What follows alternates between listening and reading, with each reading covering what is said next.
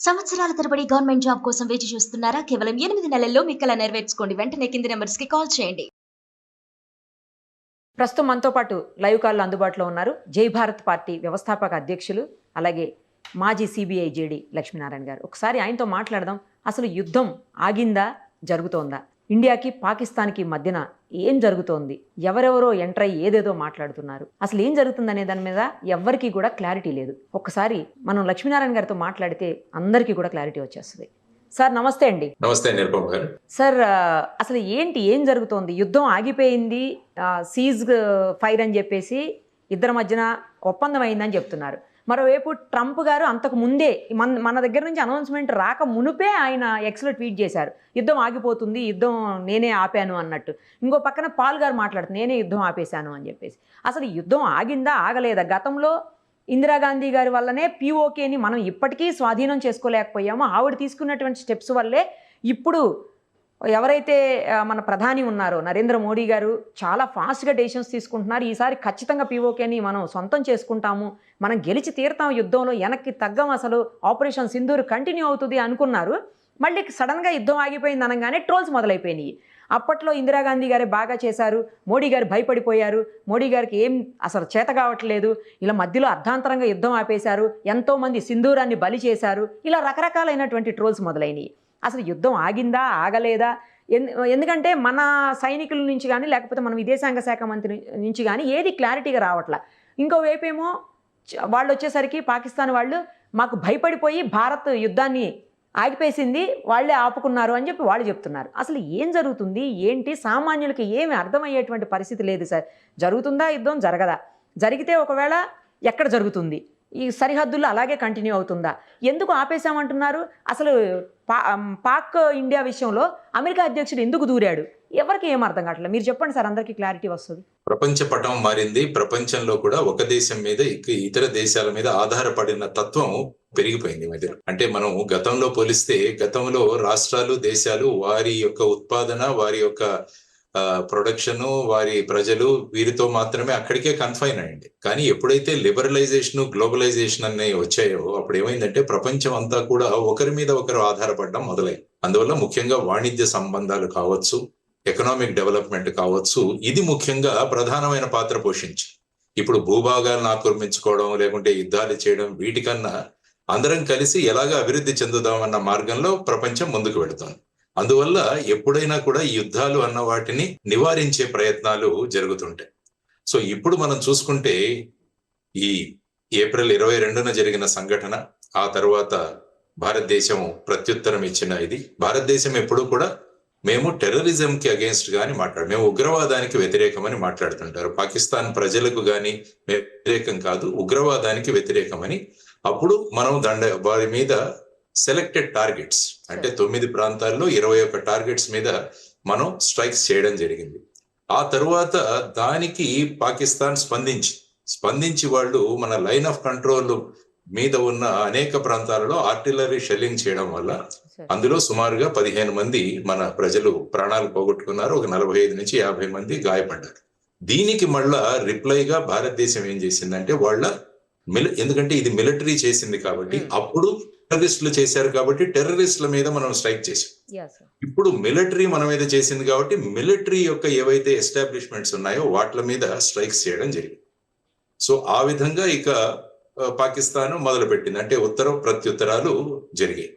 ఆ తరువాత ఎప్పుడైతే 2 న్యూక్లియర్ దేశాల మధ్య ఈ విధంగా విభేదాలు రావడం అన్నది ప్రపంచంలో మొదటిసారి. ఇంతకు ముందు ఎప్పుడు కూడా 2 న్యూక్లియర్ వెపన్స్ ఉన్న దేశాలు కొట్టుకోలేదు. అంటే ఫర్ ఎగ్జాంపుల్ చైనా, భారతదేశం చూసినా ఇంతకు ముందు మీరు చూసుకుంటే 2018 తర్వాత గల్వాన్ లో జరిగిన ఇవన్నీ చూసుకున్నా కూడా అక్కడ కూడా 2 న్యూక్లియర్ పవర్స్ ఉన్న 2 దేశాలు. ఇప్పుడు చూసుకుంటే పాకిస్తాన్ మరియు భారతదేశం, ఇవి కూడా 2 న్యూక్లియర్ పవర్స్. కాబట్టి ప్రపంచం ఎక్కడా కూడా న్యూక్లియర్ వెపన్స్ అన్నవి వాడపడకూడదు అన్నది ఒకటి. ఎందుకంటే దాని విధ్వంసం చాలా ఎక్కువగా ఉంటుంది. అందుకనే ఈ విధంగా భారత పాకిస్తాన్ మధ్య ఈ ప్రత్యుత్తరాలు మొదలవగానే అనేక దేశాలు మేము మధ్యవర్తిత్వం చేస్తామని ముందుకొచ్చి, మీరు చూసుకుంటే ఖతార్ కావచ్చు, లేకుంటే సౌదీ అరేబియా కావచ్చు, లేకుంటే అమెరికా కావచ్చు. సో ఈ దేశాలన్నీ కూడా మేము వీటిని ఎస్కలేట్ చేయకండి, డీఎస్కలేట్ చేయండి, మీరు కూర్చొని మాట్లాడండి అని చెప్పిన సందర్భాలు చాలా ఉన్నాయి. సో ఇటువంటి పరిస్థితులలో మరి ఏ నిర్ణయం తీసుకోవాలన్నది చాలా ముఖ్యం. ముఖ్యంగా మీరు మాట్లాడినట్టు ట్రంప్ గారు కూడా మొదటి నుంచి భారతదేశం పహల్గావ్ జరిగిన సంఘటన ఏదైతే ఉందో దానికి భారతదేశం సెల్ఫ్ డిఫెన్స్ చేసుకోవచ్చు అని ఆయన మాట్లాడారు. తర్వాత ఒక 2 రోజులకి భారత్ పాకిస్తాన్ ఈ రెండు కూడా మాకు స్నేహపూరితమైన దేశాలు అన్నారు. ఆ తరువాత మళ్ళా ఆయన స్ట్రాంగెస్ట్ కంట్రీస్ అని అన్నాడు ఆయనే మళ్ళా. స్ట్రాంగెస్ట్ కంట్రీస్ కావాలంటే ఈ రెండిటికి నేను మధ్యస్థిత్వం చేస్తానని కూడా ఆయన. అవును. అదే విధంగా వైస్ ప్రెసిడెంట్ జే వాన్స్ గారు కూడా మాట్లాడడం జరిగింది. సో ఈ విధమైన పరిస్థితులలో ఇప్పుడు ఏం చేయాలి అని ఆయన మొన్న ట్వీట్ చేయడం జరిగింది. ట్వీట్ చేసిన తర్వాత మేము మాట్లాడాము, ఎందుకంటే వాళ్ళ సెక్రటరీ ఆఫ్ స్టేట్ రూబియో గారు కూడా మన ఎక్స్టర్నల్ అఫైర్స్ మినిస్టర్ వారితో కాంటాక్ట్ లో ఉన్నారు. ఆ తర్వాత భారతదేశం కూడా ఇంటర్నేషనల్ లెవెల్లో పాకిస్తాన్ యొక్క ఉగ్రవాదాన్ని మనం తీసుకెళ్ళాం. ఇవన్నీ జరిగిన తర్వాత పాకిస్తాన్ యొక్క డైరెక్టర్ జనరల్ మిలిటరీ ఆపరేషన్స్ వారు మన director general of military operations తో మాట్లాడి వారు ఇక 5 గంటలకు సీజ్ ఫైర్ చేయాలి అన్న ఒక నిర్ణయం తీసుకున్నాము, మేము ముందున్నాము అని చెప్పేసి అంటే మన వాళ్ళు కూడా స్పందించి 5 గంటల నుంచి దీన్ని మొదలు పెడదాము అన్నది. కానీ మళ్ళా 2-3 గంటల్లోనే పాకిస్తాన్ మళ్ళా ఈ విధమైన కవ్వింపు చర్యలకు మొదలుపెట్టింది. ఈ మధ్యలో ఏంటంటే చైనా యొక్క భూమికి ఒకసారి మనం చూడాలి. చైనా ఎక్కడ కూడా ఇంతవరకు ఓపెన్ గా మాట్లాడలేదు. కానీ మొట్టమొదటిసారిగా ఈ సీజ్ ఫైర్ ప్రకటనలు వచ్చిన తర్వాత చైనా వారు మాట్లాడారు ఏంటంటే పాకిస్తాన్ యొక్క సార్వభౌమత్వానికి ఎక్కడైనా ఇబ్బంది కలిగితే మేము చైనాతో ఉంటామని వాళ్ళు మాట్లాడారు.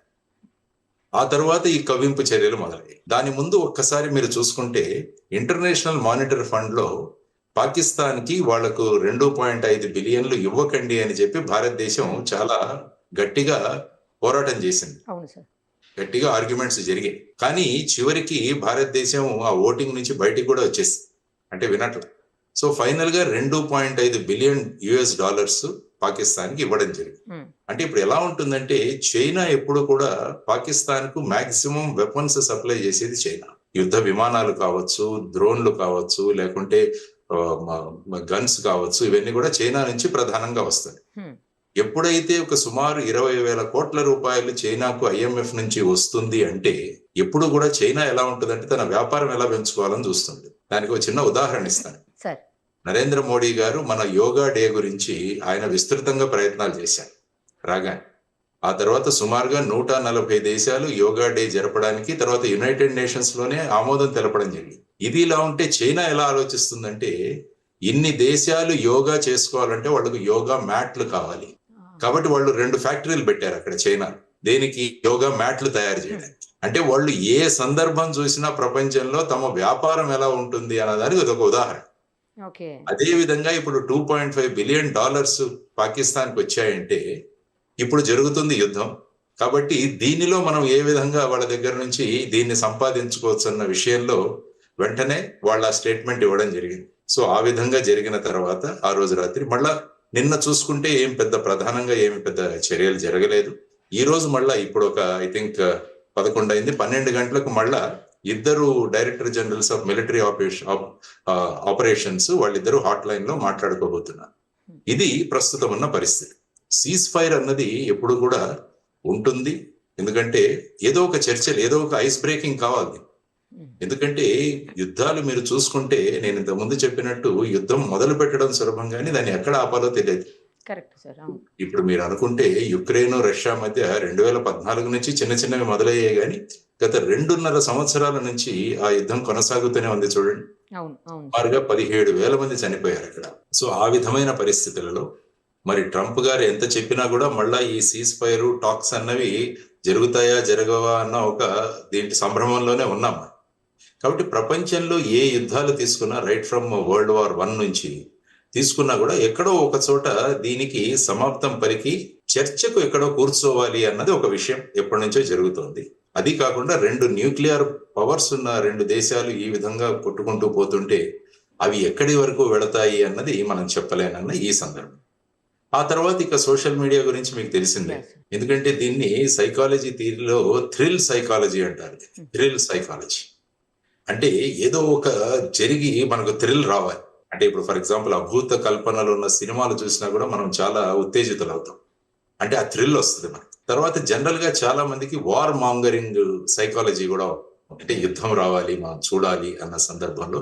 సో వీరు ఏం చేశారంటే ఈ సోషల్ మీడియా లో విపరీతమైన ట్రోలింగ్ మీరు చెప్పినట్టు మొదలు పెట్టారు.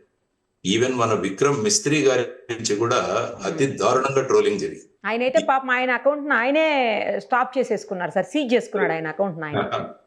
అంటే ఏమైందంటే ఈ విధమైన పరిస్థితులు ఉంటాయన్నమాట. అంటే సోషల్ మీడియా వచ్చాక ప్రతి ఒక్కరికి వాక్ స్వాతంత్రం ఉందని చెప్పేసి ఏదైనా మాట్లాడొచ్చు. ఇంకా ప్రాచుర్యం పొందడానికి ఎంత తిడితే అంత మేము ఫేమస్ అవుతాం అన్నది ఒక కొత్త కాన్సెప్ట్. సో ఆ విధంగా చూసుకుంటూ పోతుంటే పాపం విక్రమ్ మిస్త్రీ గారిని ట్రోల్ చేస్తే ఈవెన్ ఐఏఎస్ ఐపీఎస్ అసోసియేషన్ కూడా మేము మీతో ఉన్నాము అని చెప్పి వారు ప్రకటన చేయడం జరిగింది. ఆ తర్వాత మీరు చూసుకుంటే, ఎందుకంటే మిస్త్రీ గారు తన సొంత అభిప్రాయాలను అక్కడేం వ్యక్తం చేయట్లేదు, ఆయన వ్యక్తం చేస్తుంది ప్రభుత్వం యొక్క అభిప్రాయాలని. ఆయన వచ్చి ఒక స్పోక్స్ పర్సన్ గా ఆయన మాట్లాడుతారు. సో ఈ విధంగా ఇద్దరు, వ్యోమికా సింగ్ కావచ్చు, ఈ అమ్మాయి కురేషి కావచ్చు, వీరు కూడా ప్రభుత్వం యొక్క విధానాలను, ఆర్మీ విధానాలను వాళ్ళు ప్రజలకు తెలియజేయాలి. లేకుంటే టీవీ ఛానల్స్ లో రకరకాల వార్తలు వస్తుంటాయి కాబట్టి నిజం ఏంటి సత్యం ఏంటి అని తెలియడం కూడా చాలా ముఖ్యం. సో ఆ విధంగా వాళ్ళు మాట్లాడుతున్నారు. సో ఇప్పుడు మీరు అన్నట్టు 1971 కంపారిజన్ జరుగుతుందని మీరు అన్నారు. 1971 కంపారిజన్ అంటే మనం బంగ్లాదేశ్ లిబరేషన్. యాక్చువల్ గా బంగ్లాదేశ్ యుద్ధం అన్నది ఆల్మోస్ట్ 6 నెలల పూర్వం మొదలైంది. అప్పుడు శామ్ మానిక్ షా గారని, he was the general of Indian army. ఇప్పుడు ఇందిరాగాంధీ గారు వారిని పిలిచి వెంటనే మనము బంగ్లాదేశ్ లోకి వెళ్ళాలి అంటే ఆయన నేను వెళ్ళను అన్నారు. ఎందుకంటే బంగ్లాదేశ్ కు వెళ్ళడానికి చాలా మనము సిద్ధం అవ్వాలి ఇప్పుడు. ఎందుకంటే చాలా నా ఆర్మీ అంతా కూడా వెస్ట్ బెంగాల్ మిగతా రాష్ట్రాల్లో డిప్లాయ్, వీళ్ళందరినీ కూడా నేను పోగు చేయాలి. తరువాత వచ్చేసి ఇది మనము ధాన్యాన్ని అనేక ప్రాంతాలకు పంపించే సమయం కాబట్టి వాటన్నిటిని ఆపేసి సైనికులను అక్కడ మూవ్ చేయాలి. తరువాత బంగ్లాదేశ్ లో ఇప్పుడు ఈ వర్షం రాబోతుంది, వర్షకాలంలో మనం వెళ్ళి అక్కడ చిక్కుకుంటామని ఆయన చెప్పి సుమారుగా 6 నెలల తర్వాత అక్కడికి వెళ్ళారు. వెళ్ళిన తర్వాత 14 రోజుల్లో ఆ యుద్ధం ముగిసింది.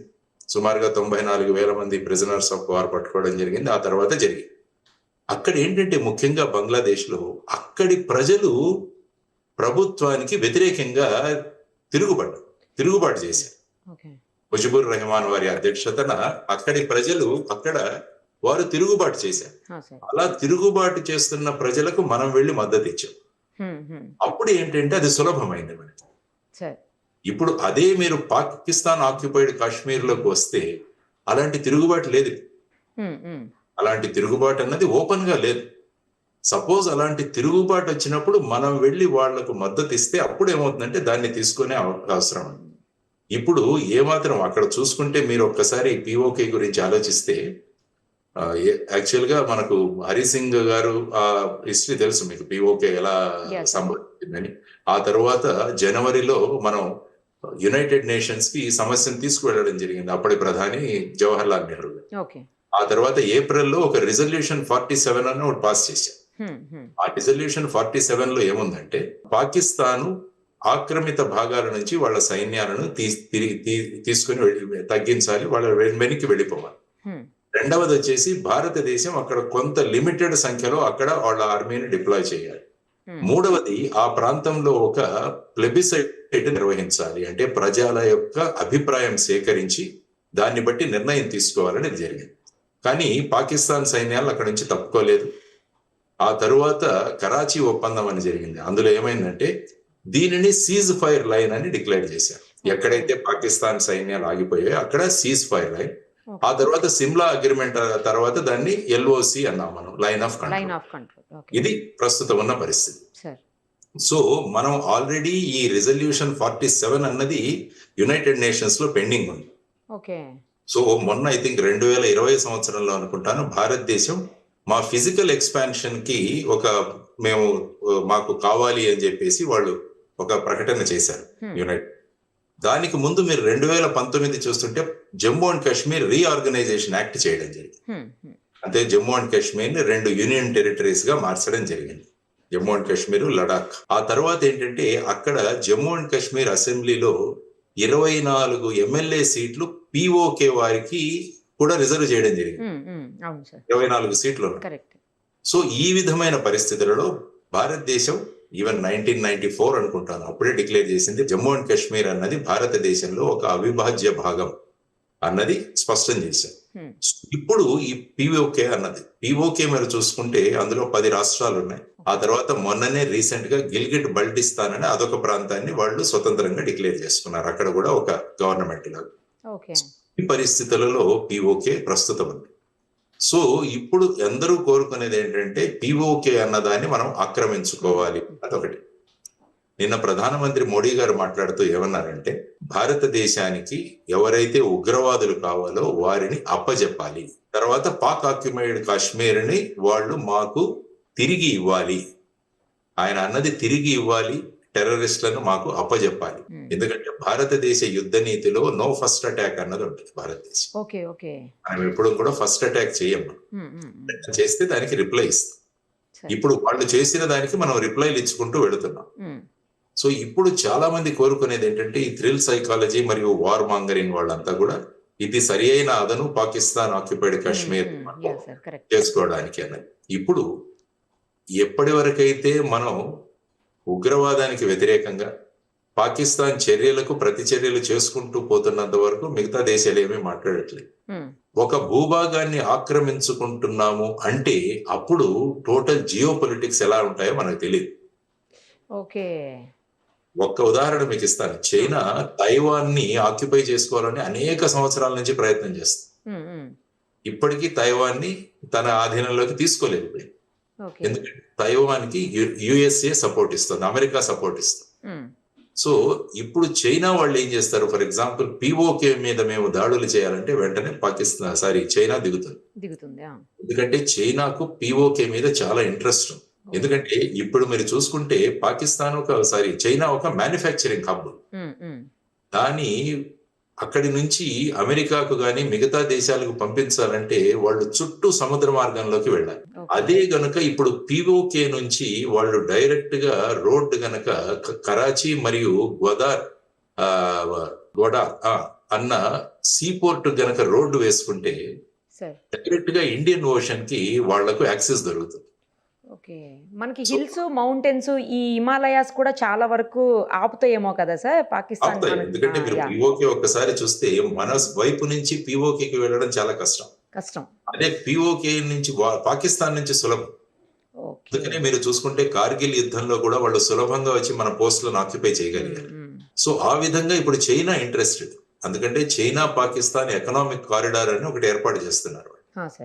పిఓకే మార్గంగా రూట్లు తయారు చేసి ఫైనల్ గా కరాచీ గ్వదార్ పోర్ట్లకు వెళ్లి అక్కడ నుంచి చైనా యొక్క మ్యానుఫ్యాక్చరింగ్ అంతా కూడా షిప్స్ లో పంపించాలన్నది వాళ్ళ ఇంట్రెస్ట్. అదే విధంగా బెల్ట్ అండ్ రోడ్ ఇనిషియేటివ్. ఎందుకంటే పిఓకే ఉందంటే అటు ఆఫ్ఘనిస్తాన్ వైపు మనం వెళ్ళొచ్చు, ఏషియాకు కూడా ఒక బ్రహ్మాండమైన మార్గం దొరుకుతుంది.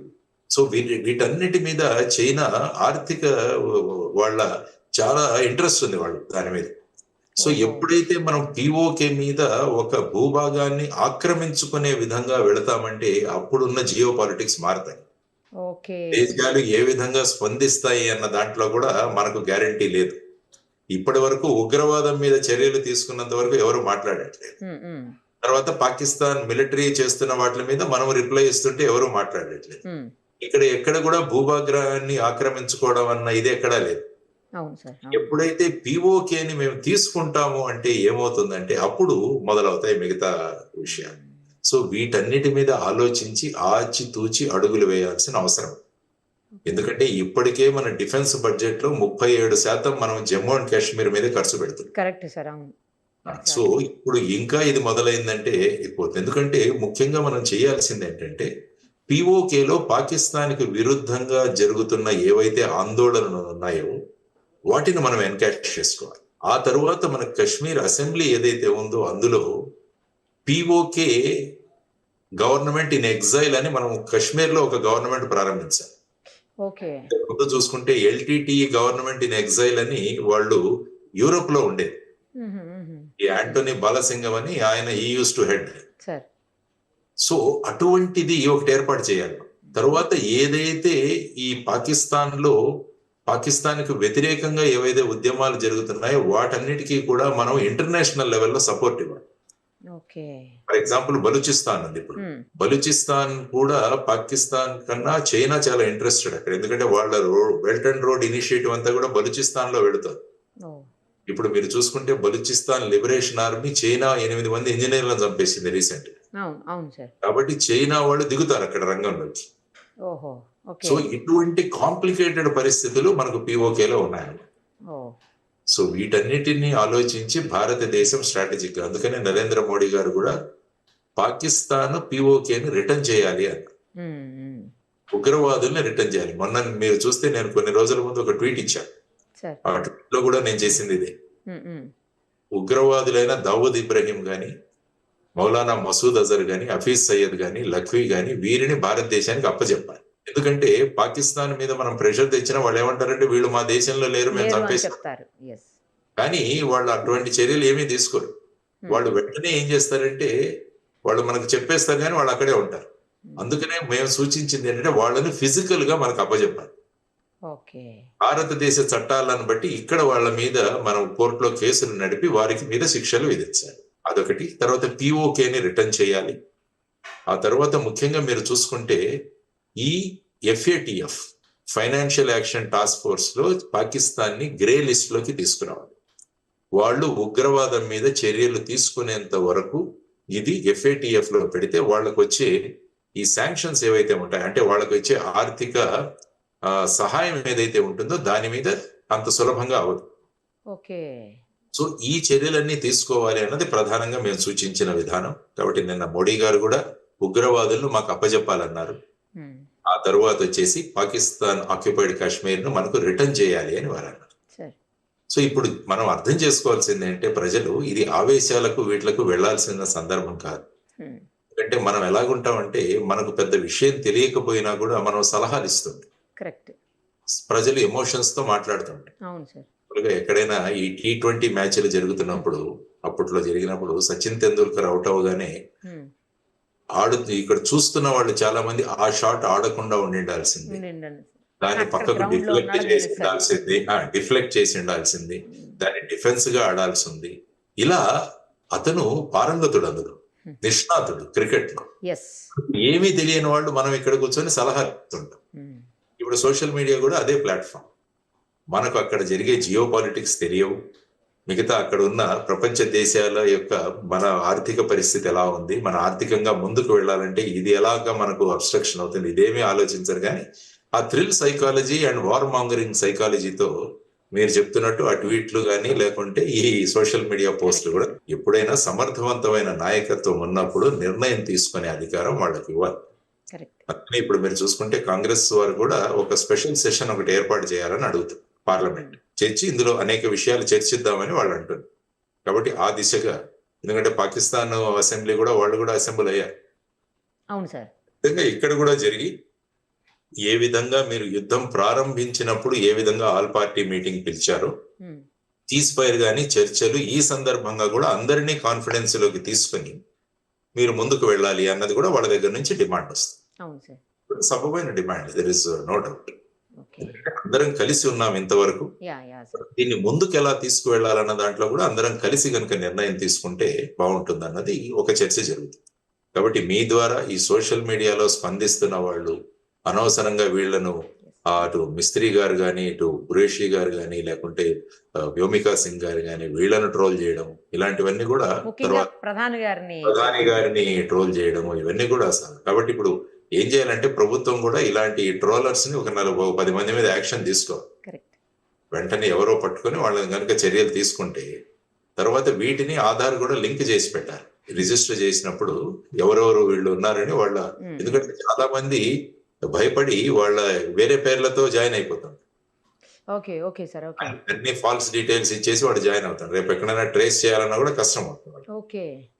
ఈ విధమైన టాక్టిక్స్ తో వెళుతున్నారు. ఆ తర్వాత మనం పాకిస్తాన్ సోషల్ మీడియాను కూడా మనం రూల్ అవుట్ చేయలేం. ఎందుకంటే వాళ్ళు ఎక్కడ కూర్చొని కూడా భారతదేశాన్ని రెచ్చగొట్టచ్చు.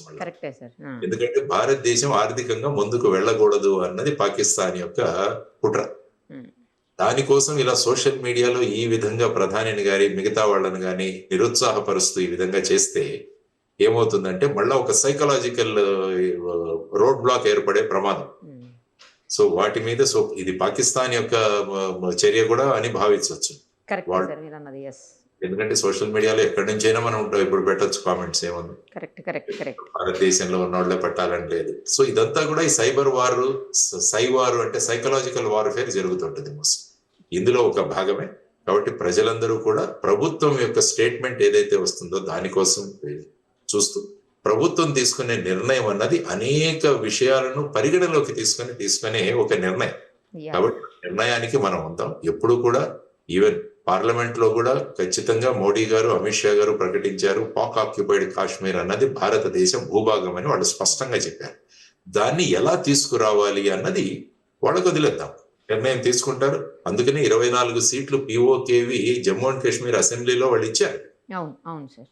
ఇవన్నీ తీసుకుంటే దాని వెనుక ఉద్దేశం ఏంటో మనకు తెలుస్తుంది. దాన్ని ఎలా తెచ్చుకోవాలి అన్నది మన స్ట్రాటజీ మీద ఆధారపడి. War is always a last option. ఎందుకంటే మీరు ప్రపంచ చరిత్రలో ఉన్న యుద్ధాలు తీసుకుంటే లక్షల మంది చనిపోయారు యాక్చువల్గా చూసుకుంటే, వారి నుంచి చూసుకుంటే. కాబట్టి అటువంటివి రాకుండా తర్వాత వచ్చేసి మన ఎకనామిక్ ప్రోగ్రెస్, మన ఆర్థికంగా మన పురోగతి కూడా, అది కూడా ఎక్కడా కూడా ఆగిపోకూడదు అన్నది కూడా ఒకటి. సో వీటన్నిటిని పరిగణలోకి తీసుకొని ప్రజలు సంయమం పాటించి ప్రభుత్వ నిర్ణయాలను మీరు పాజిటివ్ గా మీరు సలహాలు ఇవ్వండి. There is no doubt. Positive సలహాలు ఇవ్వండి. రెచ్చగొట్టే ధోరణిలో ఈ విధంగా సైకలాజికల్ గా ఈ విధంగా చేయడము, లేకుంటే ట్రోల్ చేయడం అన్నది మానుకోవాలి అన్నది మనం అందరం కూడా గమనించాల్సిన విషయం. సార్ ఇప్పుడు మీరన్నట్లు పాక్ ఆక్యుపైడ్ కాశ్మీర్ ఏదైతే ఉందో అది మన భూభాగం, మన దేశానికి సంబంధించింది, మనది. అది మనది మనం తీసుకుంటుంటే ఈ ఇతర దేశాలకి, సంబంధం లేని దేశాలకి ఎందుకు సార్ అంత బాధ? అంటే అంత స్వార్థమా వాళ్లకు? నాకు అర్థం కావట్లేదు. అంటే ఏంటంటే మనము యునైటెడ్ నేషన్స్ కు వెళ్ళాం. 1948వ సంవత్సరంలో యునైటెడ్ నేషన్ కి తీసుకువెళ్ళాను. యునైటెడ్ నేషన్స్ వాళ్ళు ఏమన్నారంటే దానికి ఒక విధానం ప్రవేశపెట్టారు. అక్కడ ఒక ప్లెబిసైడ్ జరపాలి అన్నారు. సో ఇప్పుడు ఈ భూభాగాన్ని ఎలా తీసుకోవాలి అన్న దాని మీద ఆధారపడి మన భూభాగమే, దెర్ ఇస్ నాట్. వాళ్ళు కూడా అంటున్నారు అది మాది ఆజాద్ కాశ్మీర్ అంటారు వాళ్ళు, అది మా భూభాగం అంటారు. సో వాళ్ళు ఏమంటారంటే ఇది మా భూభాగం అంటారు, మనం అంటాం ఇది మా భూభాగం. కాబట్టి దీని మీద ఒక కాన్ఫ్లిక్ట్ ఉంది అక్కడ. ఆ భూభాగం గురించి ఒక కాన్ఫ్లిక్ట్ ఉంది. కాబట్టి ఈ కాన్ఫ్లిక్ట్ ని మనం ఎలా చేయాలి అన్న దాని గురించి ఒకటి ఆధారం. మరి పిఓకేలో ఉన్న వాళ్ళంతా కూడా భారతదేశానికి మద్దతు ఇస్తున్నారంటే అది కూడా ఒక క్వశ్చన్ మార్క్. అందుకని నేను బంగ్లాదేశ్ ఉదాహరణ ఎందుకు ఇచ్చానంటే అక్కడ పాకిస్తాన్ సైన్యానికి వ్యతిరేకంగా ఒక తిరుగుబాటు జరిగింది. ఆ తిరుగుబాటు జరిగినప్పుడు మనం వెళ్ళి వాళ్ళకి మద్దతు ప్రకటించి సైన్యాలను ఓడించి వారి భూభాగాన్ని వాళ్ళకి ఇచ్చాం. పాకిస్తాన్ నుంచి లిబరేట్ చేశాం. ఎందుకంటే అక్కడ లోకల్ గా ప్రజల మద్దతు ఉంది. ఇప్పుడు అటువంటి మద్దతును మనం సంపాదించగలగాలి. ఇంటర్నేషనల్ ప్రెషర్స్ అది చాలా ముఖ్యం. అప్పుడు ఈజీ అయిపోతుంది. ఎందుకంటే ఎప్పుడైతే యుద్ధంలో దిగుతామో ఆ తర్వాత పర్యవసనం ఎలా ఉంటుందో మనం ఎప్పుడే చెప్పలేము. ఇప్పుడు డైరెక్ట్ గా చైనా దిగుతుందా రంగంలోకి, మరి ఇంకా ఎవరెవరు దిగుతారు, ఇవన్నీ కూడా వస్తాయి పరిగణ. సో ఆ విధమైన పరిస్థితులలో దాన్ని వెనక్కి ఇచ్చేయాలి అని ప్రధానమంత్రి గారు ఏదైతే అన్నారో అది కరెక్ట్. ఆయన స్పష్టంగా చెప్పారు. జేడీ వ్యాన్స్ గారికి కూడా వారి ఇచ్చిన తర్వాత మన ఆర్మ్డ్ ఫోర్సెస్ కి స్పష్టంగా ఇచ్చారు. వహాసే గోలీ ఆయతో యహాసే హమ్ గోలీబార్ కరేంగే, గోలాబార్ కరేంగే. అంటే మీరు అక్కడి నుంచి తూటాలు పంపిస్తే మేము బాంబులు వేస్తామన్నారు. సో ఆ విధంగా స్పష్టంగా ఆయన సూచన ఇచ్చారు. ఎందుకంటే డిఫెన్స్ ఫోర్సెస్ యొక్క మొరేల్ కూడా మెయింటైన్ చేయడం చాలా అవసరం. ఎందుకంటే వాళ్ళు ఫీల్డ్ లో ఉంటారు, ఆ బార్డర్ లో ఉంటారు. సో వాళ్ళకు కూడా అక్కడ జరుగుతున్న చర్యలకు మనం కౌంటర్ చర్యలు చేయండి అని మనం స్పష్టంగా ఇవ్వాల్సిన అటువంటి డైరెక్షన్స్ స్పష్టంగా ఇవ్వడం జరిగింది. సో ఇప్పుడు మిగిలిన ప్రశ్న పాక్ ఆక్యుపైడ్ కాశ్మీర్ ని ఏం చేయాలి, తర్వాత ఇప్పుడు జరుగుతున్న వాటిని ఏ విధంగా ముందుకు తీసుకువెళ్ళాలి అన్న దాని గురించి ఇప్పుడు చర్చ జరుగుతుంది. చూద్దాం 12 గంటలకు ఏమవుతుందో. Directorate general of military operations మధ్య జరిగే సంభాషణలు, చర్చలు, అంటే పాకిస్తాన్ వాడు వాళ్ళ వ్యూ పాయింట్స్, భారతదేశం మన వ్యూ పాయింట్స్ రెండు అక్కడ ఉంచుతాం. ఆ తర్వాత సీజ్ ఫైర్ ఎక్స్టెండ్ అవుతుందా, సీజ్ ఫైర్ వైలేషన్ అయితే మళ్ళా మనం దానికి ప్రత్యుత్తరం ఇస్తాం. There is no doubt. కాబట్టి ఎప్పుడు కూడా ఇప్పుడు the ball is in Pakistan court. వాళ్ళు ధ్వంసం కావాలనుకుంటున్నారా, భారతదేశం సిద్ధంగా ఉంటుంది, అది వాళ్ళ చేతుల్లో. సో వాళ్ళు ఏం నిర్ణయం తీసుకుంటారన్న దాని మీద ఆధారపడి ఉంటుంది. ఆ తర్వాత చర్చలు ఏవైతే జరుగుతాయో ఆ చర్చల సందర్భంగా భారతదేశం ఏ పాయింట్లు ముందు ఉంచబోతుంటుంది అన్నది కూడా చూడాలి. సో దాని మీద ఈ పర్మనెంట్ పీస్ ఏదైతే ఉందో ఈ ప్రాంతంలో అది ఆధారపడి ఉంటుంది. దానికి సమయం పడుతుంది. అంత త్వరగా ఏదో మనం ఇంటి పక్క ఉన్న వాళ్ళ గొడవలే చాలా రోజులు పడతాయి, సంవత్సరాలు పడతాయి సార్. సంవత్సరాలు పడతాయి. కోర్టులకు వెళ్తారు, అవుతాయి. అవన్నీ ఇది దేశానికి సంబంధించిన పెద్ద ప్రశ్న. కాబట్టి ఈ ప్రశ్న 2 రోజుల్లో T20 క్రికెట్ మ్యాచ్ లాగా, లేదంటే IPL లాగా ఒక నెలలో అయిపోవాలి, 20 ఓవర్లో అయిపోవాలనుకుంటే కుదరదు. అంతా కూడా చర్చలు జరగాలి. అంతర్జాతీయంలో ఉన్న దేశాలన్నిటి కూడా వాటిలో మద్దతును కూడగట్టుకోవాలి. ఆ తర్వాత లోకల్ ప్రజల యొక్క మద్దతును కూడా మనం కూడగట్టుకోవాలి. ఎందుకంటే అక్కడ ఉగ్రవాద కార్యక్రమాలు చాలా జరుగుతున్నాయి. అక్కడ వాళ్ళు బేసిక్ గా POK ఉన్న ప్రజలను చాలా మందిని యాంటీ ఇండియన్ గా తయారు చేసి పెట్టున్నారు వాళ్ళు ఆల్రెడీ, వాళ్ళ యొక్క ఉనికి కోసం. వాళ్ళను మళ్ళా బ్రెయిన్ వాష్ చేసి మనం వాళ్ళని మళ్ళా మన సైడ్కి తెచ్చుకోవాలి.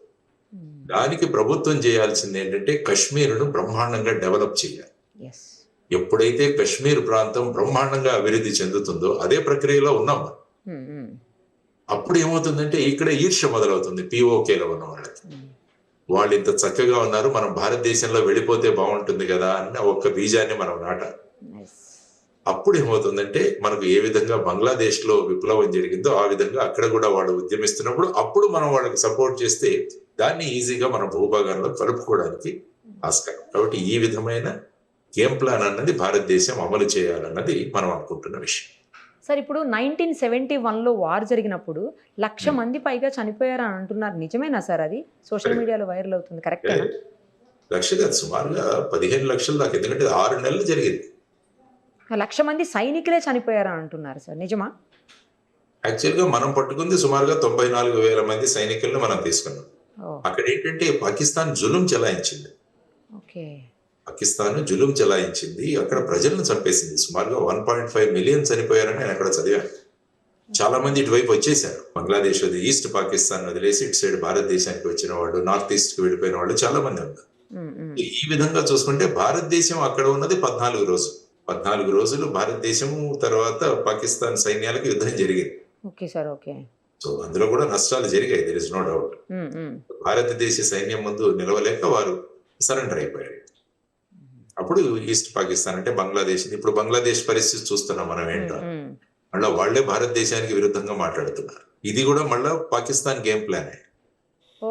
పాకిస్తాన్ చైనా గేమ్ ప్లాన్ ఇదంతా కూడా. ఎందుకంటే భారతదేశ చుట్టూ ఉన్న పరిసరాలను ఈ విధమైన గేమ్ ప్లాన్ తో భారతదేశానికి వ్యతిరేకంగా తయారు చేయాలన్నది వాళ్ళ గేమ్ ప్లాన్. ఈవెన్ శ్రీలంక చూసినా కూడా ఆ విధంగా తయారు చేసే ప్రయత్నాల్లో ఉన్నారు వీళ్ళంతా. సో ఇది కూడా మనం జాగ్రత్తగా హ్యాండిల్ చేయాలి. బికాస్ ఫస్ట్ మనం ఇంటి చుట్టుపక్కల ఉన్న వాళ్ళని మన ఫేవర్ గా తెచ్చుకోవాలి. ఆ తర్వాత ఇంటి గెలిచి కాబట్టి ఇంటి గెలిచి రచ్చగెలవంటారు. కాబట్టి ముందు మన దగ్గర ఉన్న వాళ్ళందరినీ కూడా మన దీంట్లో తీసుకోవాల్సిన అవసరం ఉంది. ఆ విధంగా మన ప్రధానమంత్రి గారు కానీ, విదేశాంగ వ్యవహారాల మంత్రి కానీ వాళ్ళు ముందుకు తీసుకెళ్తున్నారు దేశాన్ని. సో ఆలోచించి వాళ్ళకు మద్దతుగా ఉందాం. కాబట్టి ఈ ట్రోలింగ్స్ ఇవన్నీ ఆపి ప్రభుత్వ నిర్ణయాలకు మనం మద్దతునిస్తూ ముందుకు వెళదామన్నది నా సూచన. ఎగ్జాక్ట్లీ సార్, చాలా కరెక్ట్గా చెప్పారు. చాలా విషయాల్ని స్పష్టంగా చెప్పారు. ఎందుకు POKని స్వాధీనం చేసుకునే పరిస్థితులు ప్రజెంట్ మనకు లేవు, ఎలాంటి సిచ్యుయేషన్స్లో చేసుకోగలుగుతాము, అసలు ఏం జరిగితే ఏం జరుగుతుంది, మొత్తం అంటే ప్రభుత్వ నిర్ణయం ఏం తీసుకుంటే ఏం జరుగుతుంది అనేది కూడా క్లారిటీగా క్లియర్గా చెప్పారు సార్. గిల్గిట్ బల్టిస్తాన్ అనేది ఒక మంచి ఆపర్చునిటీ సార్. గిల్గిట్ బల్టిస్తాన్ లో కూడా వాళ్ళు పాకిస్తాన్ తో రాజీ లేరు. కాబట్టి అక్కడ ఉన్న దాంట్లో అక్కడ ఉన్న వాళ్ళు, అందుకనే అంటున్నాను నేను, అక్కడ ఒక POK గవర్నమెంట్ ఇన్ ఎక్సైల్ అని మన వాళ్ళు మొదలు పెట్టారు. ఒక అజ్ఞాతంలో ఉన్న POK గవర్నమెంట్ అని చెప్పి ఇక్కడ మొదలు పెట్టారు. అక్కడ ఉన్న మన సింపథైజర్స్ ఇక్కడ తీసుకొచ్చి వాళ్ళని కూర్చోబెట్టాలి ఆ గవర్నమెంట్ లో. అంటే అక్కడ ఉన్న వాళ్ళకి ఆశ చిగురిస్తుంది, ఓహో ఇండియాలో కూడా మన వాళ్ళు ఉన్నారు, అక్కడ మన గవర్నమెంట్ వస్తే బాగుంటుంది కదా అని ఒక కోరికను మనం వాళ్ళలో బీజం నాటాలి. కరెక్ట్ సార్, కరెక్ట్ చెప్పారు. అప్పుడు ఏమంటే కశ్మీరు డెవలప్మెంట్ చూసి అక్కడ యువతరం కూడా మనం గనక భారతదేశంలోకి వెళ్ళిపోతే మనం కూడా అంత చక్కగా అభివృద్ధి చెందుతామన్న భావాలు వచ్చి వాళ్ళు కూడా మన సైడ్ వస్తారు. సో ఈ విధంగా వాళ్ళందరినీ కూడా మన సైడ్ తీసుకుంటే యుద్ధం లేకుండానే వాళ్ళని మనం తీసేసుకోవచ్చు. ఆ విధమైన స్ట్రాటజీ అయితే ఉంటుందని నా అభిప్రాయం. పర్ఫెక్ట్ చెప్పారు సార్. థ్యాంక్ యూ సార్, చాలా క్లియర్గా క్లారిటీగా చెప్పారు. నాకు తెలిసి ఈ వీడియో చూస్తే ఉన్న డౌట్స్ అన్నీ క్లియర్ అయిపోతాయి సార్. మన ఇండియాకి పాకిస్తాన్కి మధ్యన ఏం జరిగింది, ఏం జరుగుతుంది, యుద్ధం ఆగిందా ఆగలేదా, అసలు అన్ని డౌట్స్ క్లారిఫై అయిపోతాయి sir. Thank you sir, thank you so much. Thank you.